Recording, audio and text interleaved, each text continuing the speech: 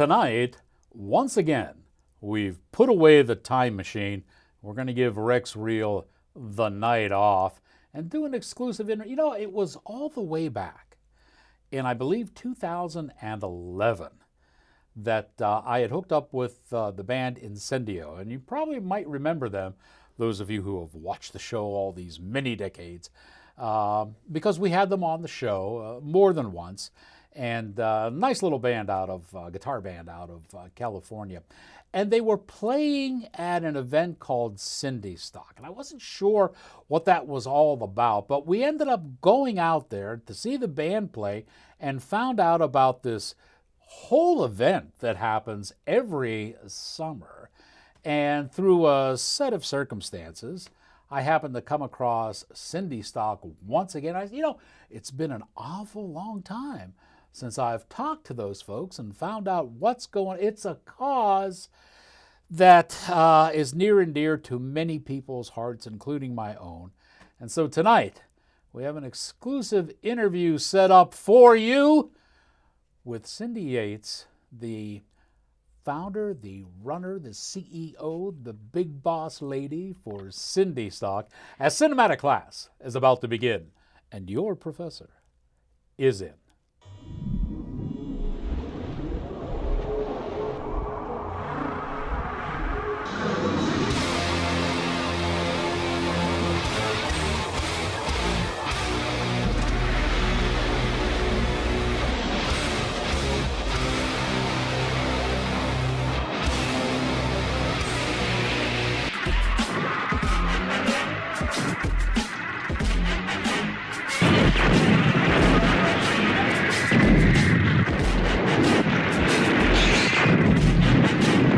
Greetings, salutations, and other sundry affair.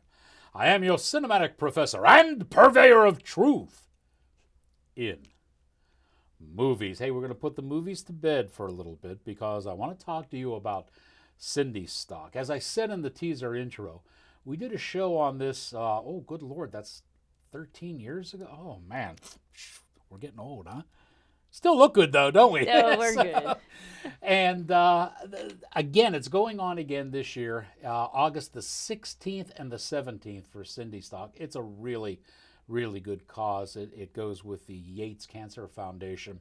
And sitting with me in the studio is Cindy Yates, who is the king headpin, if you will, of this entire organization. And I saw something first when I was looking through the publicity for this, and I thought to myself, this has to be wrong. This can't possibly be right.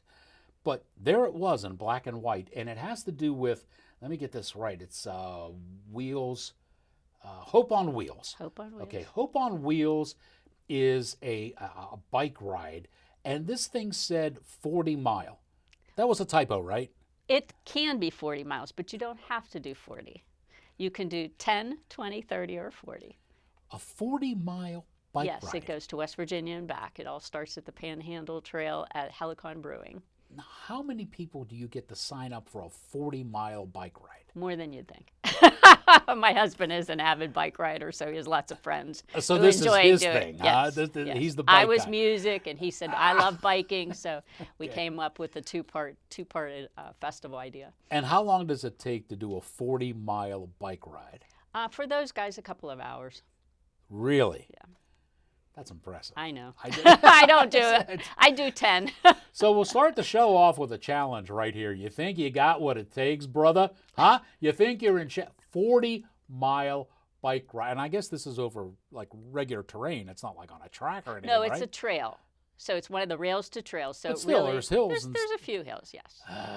40 miles. And does it work where you pledge so much for the mile per mile, or just We do time, a or- registration fee, and that covers your T-shirt and registration. And then we ask each person to fundraise, but it's not a requirement if you're unable to do so. So people can do fundraising, and then there's a prize for the top 3 fundraisers for the night.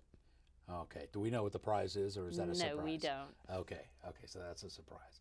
So, feeling brave, 40-mile bike. You don't have to do that. You can go as low as 10, right? you could really even just do 5. Nobody is clocking anything. It's just a matter of coming out and supporting the cause. And this is done on Friday afternoon? This is Friday at 4 o'clock. 4 o'clock. Is the opening, and then 4:30 the bike riders start, and then at 7:30 everybody gathers back together. We have pizza.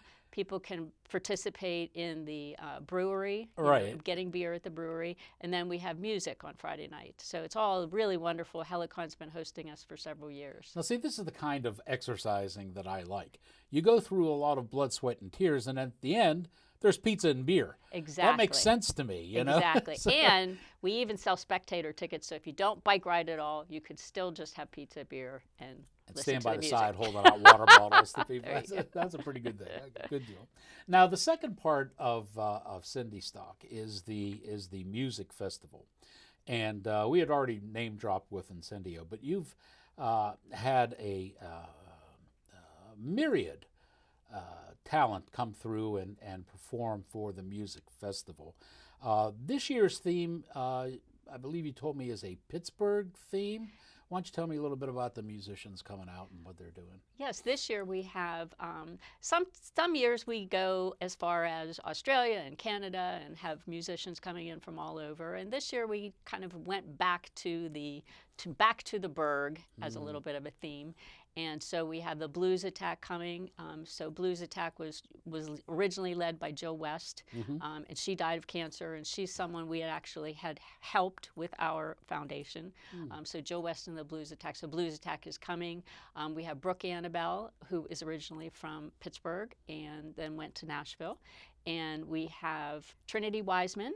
So she's playing on Friday night by herself after the bike ride, and then on Saturday she's bringing the full band. Oh, nice. So we're excited about having her and Guaracha. So in the style similar to Incendio, they are a Cuban band, and they are in Pittsburgh, and it's several generations, and everybody will be dancing. I'm just saying, it's a lot of fun. You got to know that for those of you that have never been to Cindy Stock, that Cindy has this at her house. It's not like in an amphitheater somewhere or something. It's a beautiful house, by the way. It's a lot of space and a lot of room. And, a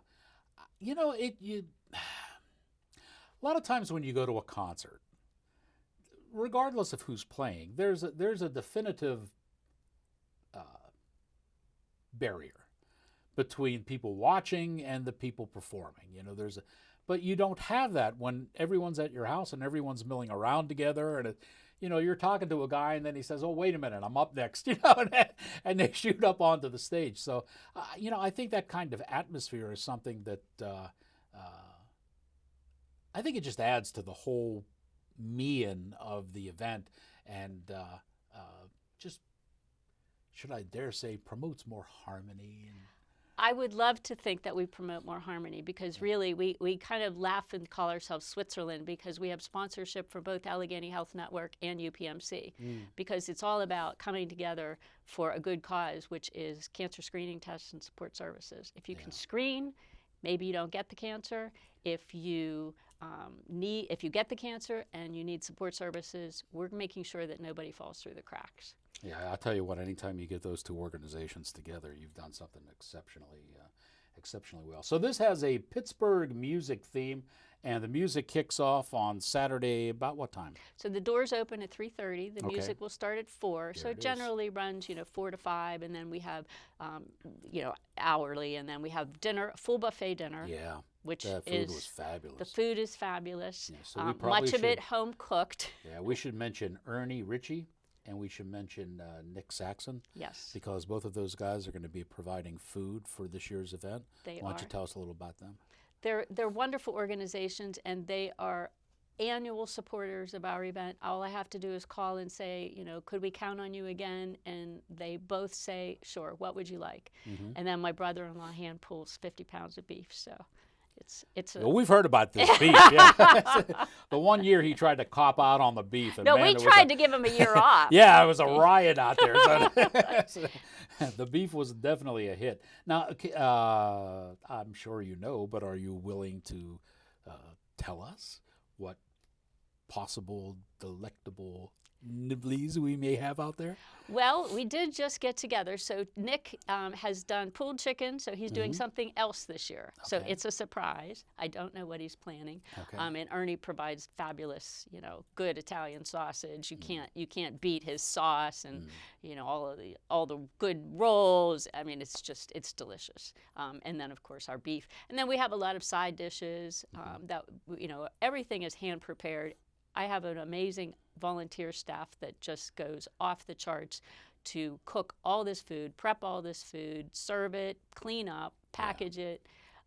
It's extraordinary. I could never do it without all of them. Denise Vey and Patty Twidwell are always right in the front line of doing the food, and my event coordinator, Renee Adams, she's the right-hand angel of God because she coordinates every detail that I can't possibly keep track of. It does run very smooth, and I know the couple of times I had gone out, the food is just amazing. And if you go and you see something and you try a scoop, that's probably bad. You probably need to try a half a scoop, because if you try a full scoop of something, you're not going to have room for something else, and you just don't want to leave anything out. I mean, it's just, Well, now we kind of help you out. We prepackage things to make the line go faster. And so, yes, so we've become very efficient over 21 years. Well, Lord, I would hope so. And one of the things that's going to be out there this year is the cookie table. Now, for those of you who may be watching and are not indigenous to the Pittsburgh area, the cookie table is an amazing event. And I'm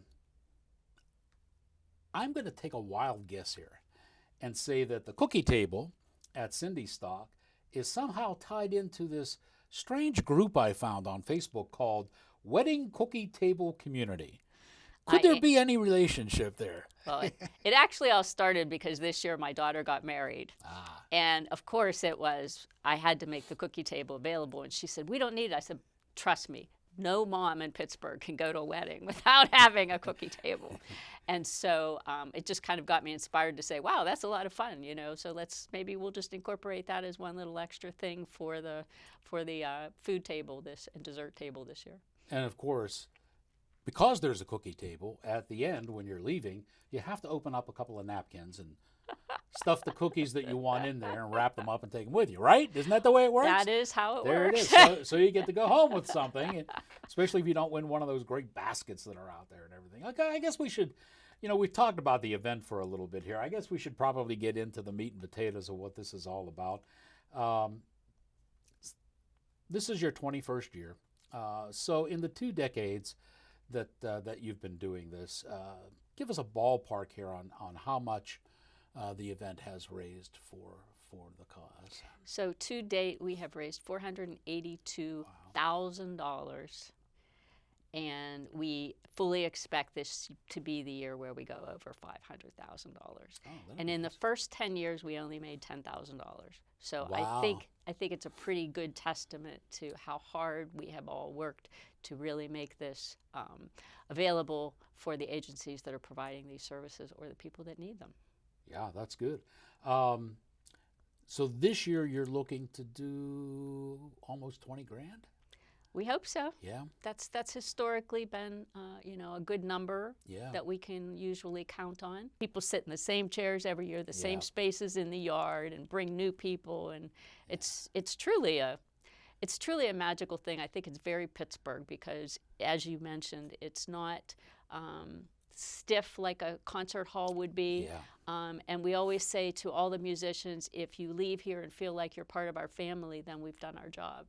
And that's our goal for all of our guests as well, is to make people feel really welcome, know that they're doing a tremendous thing for the community and for people they may never know, or it may be them. What actually kicked it off, and how has it blossomed since?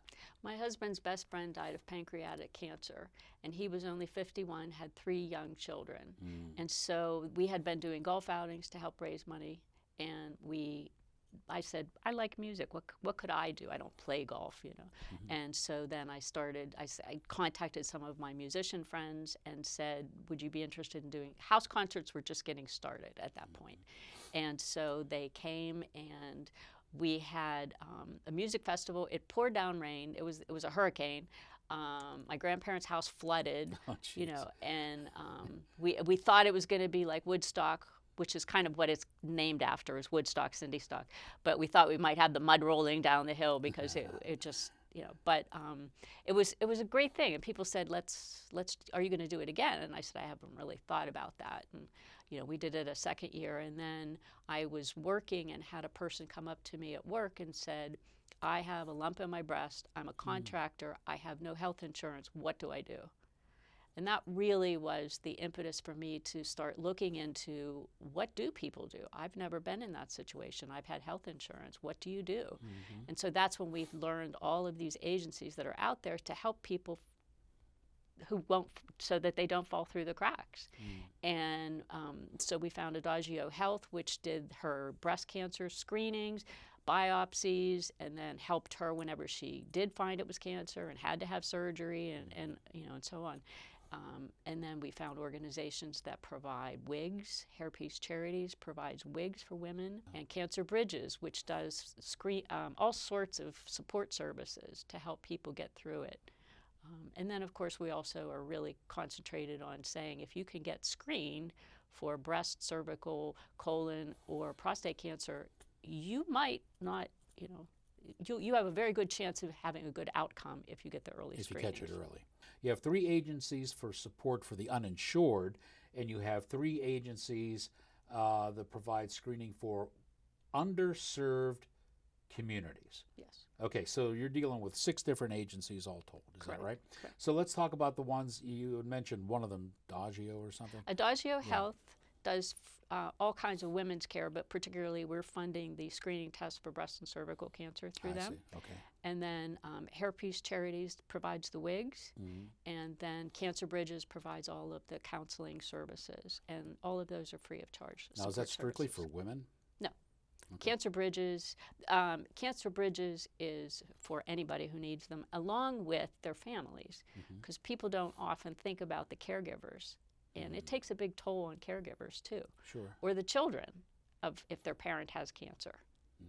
And so there's a lot of support groups that meet either online or in person to help people manage the huge changes that And happen. a lot of times when people find themselves in a situation where they're uninsured, what's the main cause that you find for people not having some type of health insurance? I think oftentimes, even if you have some, you don't have enough.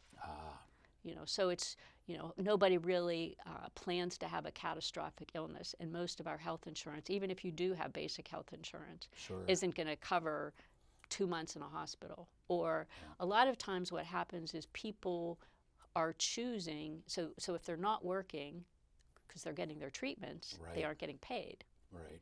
So it's not even necessarily a health insurance thing. It's, I'm not working, I'm not getting paid.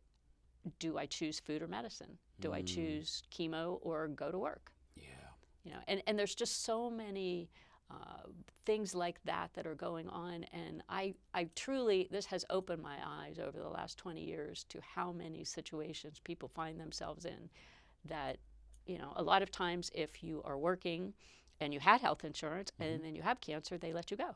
Yeah. And so then now suddenly you find yourself without health insurance. And we've been, finding that a couple of times lately. So there's a whole series of reasons, but none of them are good for patients. It's bad enough that you're trying to just survive the idea that you've been diagnosed with cancer. Yeah. You don't want to have to think about how you're going to pay your mortgage and where your next meal is coming from. Yeah. Now the other side of this is the underserved communities. What is an underserved community?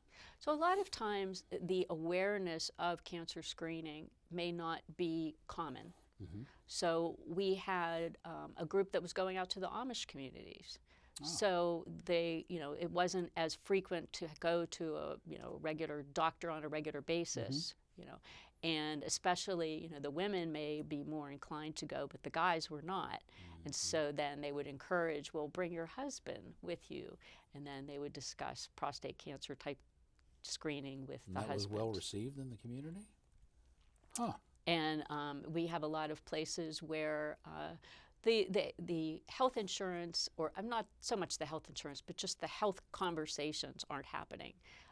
And so they would go into some of the communities and talk with the beauticians and talk with some of the people at the churches, so that the people in the neighborhoods would feel comfortable getting the information I see. in a way that was a little bit more comfortable to them, Yeah. and they trusted more someone from their community saying, Yeah, this that's is really a interesting. good program. You should really take advantage of this. Are you aware of, or do you have any hope for some of these newer methods of treating cancer that they are like bantering around and a lot of times having a hard time getting out, to the market? Do you see any hope in any of those, or do you think we're just still kind of stuck with chemo?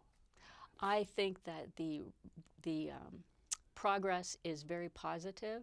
I think they are making a lot of strides towards new treatments. We have the opportunity to work with Allegheny Health Network. They do a free community screening program.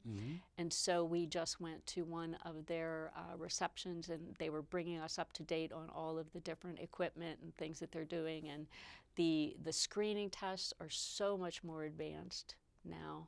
And the treatments, and again, I'm not going to speak to any specific one because I'm not a doctor, but I feel like the future is very promising for the different ways, and the screenings are getting better and better for catching things earlier and earlier. I'm excited to be part of this kind of world where they're really reaching out. And the other thing that I appreciate is that they are spending more time not just on treating the disease, but treating the whole person. And so I think we're seeing a change towards more patient advocacy, which I find perfect. Do you get a lot of feedback from the folks that maybe you've helped along the way, or is it one of those things that they say thank you and then just disappear? We've had some beautiful thank yous come through from people who have been really touched by what we've done, and I think what I find each year is that someone new might come to me and say, wow, like I've been supporting what you do for all these years. This one really touched home this year. Really? Because cancer has no prejudice. Cancer touches everybody. Yeah, and if somebody wants to, contact you or contact the foundation and maybe present their case to that, how would they go about doing that? CindyStock.org is our main website, and we have contact information there. We have you can subscribe to our news, make sure that you're getting all the emails and everything. So that's the best way to stay in touch. And then, of course, you can also send a direct email through the website. Sounds good. Now, we got kind of heavy on that stuff there, but cancer isn't a fly-by-night thing. But let's see if we can lighten it up a little bit here, because you probably noticed on our set that we have a veritable plethora of items laid out here. And this is your association with Henry Diltz. Correct. Did I say that right? A lot of people may not recognize that name, but boy, I'll bet you sure have, especially if you're from my generation, you have some of his albums with their photographs on them in your home collection. Why don't you tell us a little bit about how you got involved with him? I know he came last year, but he's going to be there kind of in spirit this year again with what he's offering. Go ahead and tell the folks what's going on with him. Yeah, Henry Diltz and I have been friends since about 2007, and I had been familiar with what his work was from all of the albums, back when you used to open the albums and read all the liner credits while you were listening, and the photos, of course. And so Crosby, Stills and Nash, America, The Doors, Dan Fogelberg, which you see there, he took everything. Yeah, he took that picture of Morrison Hotel, that album. And the story behind that one is actually, I think you have it on your website. It's pretty interesting story if you want to look that up. Yeah, he's just a really delightful person and a very generous man. And so he has been donating photographs, 11 by 14 photographs, to our event for years. And so we've had quite a number of them. And then for year 10, 15, and 20, he came in person and did a slideshow to talk about the stories, for example, that one, or the Crosby, Stills and Nash on the couch where they were in the wrong order. They came back the next day to retake the picture, and the house was torn down. So just a lot of really fun stories like that. And so he has been donating photographs, and we will have quite a number of them again this year. And this is one of them this year? This is one of them. This is the Dan Fogelberg cover for souvenirs he did. We will also have the Crosby, Stills and Nash on the couch. We will have the Doors. There'll be some Joni Mitchell, Sweet Baby James. Not sure what else. Well, you've got these books too. You have these Yes. little books. Now, are they part of the auction, or are they just for sale, or what? How's They're that for work? sale. So Henry Okay. and I have been working together on these books, and we've kind of set it so that certain artists are being featured. So we started with Dan Fogelberg because Dan Fogelberg was my favorite, and then we did David Crosby, Stephen Stills. We did the Monkees, Mickey Dolenz, America. So we are continuing to work on these. Our next one is going to be David Cassidy. I'm hoping to have that one ready to go for the premiere this year, but they'll be for sale. But he has also donated all the proceeds to our charity for That's nice. the sales of these books. And we should point out, for those of you that might not know, Fogelberg was he succumbed to cancer. So He did. He had prostate cancer and missed a year of screening, and it really went haywire. And yeah. So there you have it, folks. The event is Cindy Stock, and it's been my pleasure to talk to Cindy Yates, who heads this all up. We want to point out again that the days are August the 16th and the 17th. The 16th is going to be the bike ride, Hope on Wheels, and that's going to start around 3:30, right? 4:30. 4:30, sorry, got that right. And then on Saturday, that starts at 3:30, and it's out at your place where there's food and the music is going on. Like I said, I've been to a couple of these things. I had a grand time. Every time we went out, it was just, I thought it was worthwhile. And the food is amazing. It really is. And the music is good too. And you get to mingle with people, and it's just, it's a good cause. And some of those baskets you have. We do have a very nice silent auction. Yeah. We know our audience, so there's always a few alcohol baskets. And then there'll be the Henry Diltz pictures, and then a number of other items. We have both a raffle and a silent auction for someone, for a little bit of everything. And at the end of the night, we do a candlelight ceremony to celebrate cancer survivors. Yeah. And I think that every year has been my most meaningful moment, when you look into the eyes of your friends who have now become survivors. And it's extraordinary, it's moving, and it just reminds us that we can make a difference. Yeah. And you play one of Fogelberg's songs when you have that. There's a place in the world for a gambler, and Yeah. the chorus is Let It Shine, and we have candles, and the whole hillside is just full of candles. It's beautiful. That's really kind of neat. Give us the people that are interested in going, they can still buy tickets online and what have you. Give us the URL for that again. cindystock.org is the URL, and there are 2 buttons on the front page, one for the bike registration, so you can either register to ride, or if you're not a rider, you can choose to support one of the riders, be one of their fundraisers. And the second button is for the music festival tickets. And we are really excited and hope that so many people will come and have a fun time and do really good for the community. It is a good cause, and it is a good time. That's August 16th and the 17th. We will see you there. And now that you have learned what you have learned, here endeth your lesson.